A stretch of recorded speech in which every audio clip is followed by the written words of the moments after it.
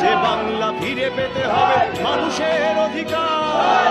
শ্রমিক কিষান মজুর যাচ্ছে অধিকার না পেয়ে, পদ্ম ফুলকে অস্ত্র বানাও বুকের আগুন দিয়ে, চোখের জলকে অস্ত্র বানাও বুকের আগুন দিয়ে।